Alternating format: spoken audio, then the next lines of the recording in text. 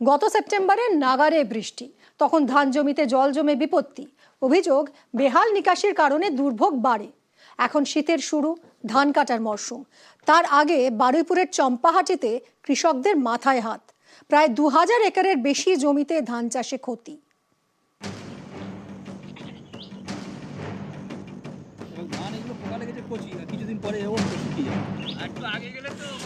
বিঘার পর বিঘা জমিতে ধান গাছ, চারদিকে সবুজে সবুজ। এখন ধান কাটার মরশুম, কিন্তু বেশিরভাগ গাছেই ধান নেই, নষ্ট হয়ে গিয়েছে। কারণ গত সেপ্টেম্বর মাসে নাগারে বৃষ্টিতে ধান জমিতে জল জমে। অভিযোগ, তারপর বেহাল নিকাশির কারণে ঠিকমতো জল বেরোয়নি। এতেই বিপদ, চিন্তায় দক্ষিণ 24 পরগনার বারুইপুরের কৃষকরা। অ্যাকচুয়ালি জলটা বেশি হওয়ার জন্য এই ধানগুলো বেরোচ্ছে না, যেগুলো বেরিয়েছে সেগুলো সব শীষ কেটে গেছে, মানে চিটে হয়ে গেছে। মানে এটা ধান নেই, শুধু বেশি জলের কারণে এটা হয়েছে। মানে কতটা ধান এরকম ক্ষতি হয়েছে? মানে আমার তো 6 বিঘে জমি প্রায় 4 বিঘে গেছে। বারুইপুরের চম্পাহাটি গ্রাম পঞ্চায়েত, এখানে 2000 একরের বেশি ধান জমি। গত অগাস্ট থেকে আমন ধানের চাষ শুরু হয়। এরপর সেপ্টেম্বরে নাগারে বৃষ্টি, ধানের জমিতে জল জমে।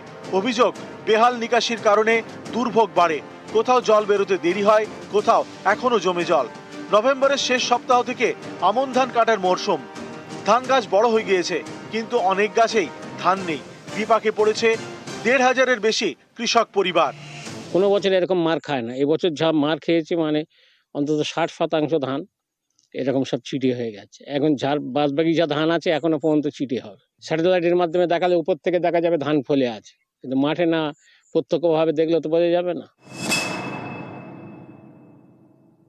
আপনাদের জমির ক্ষতির পরিমাণ দেখে যদি শস্য বীমা করে থাকেন, তাহলে তথ্য অনুযায়ী আপনারা এডি অফিসে এসে যোগাযোগ করবেন।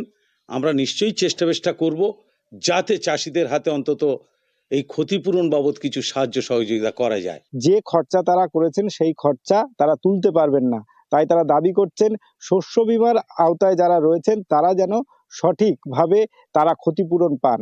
বারুইপুর থেকে অর্পণ মণ্ডল, নিউজ 18 বাংলা।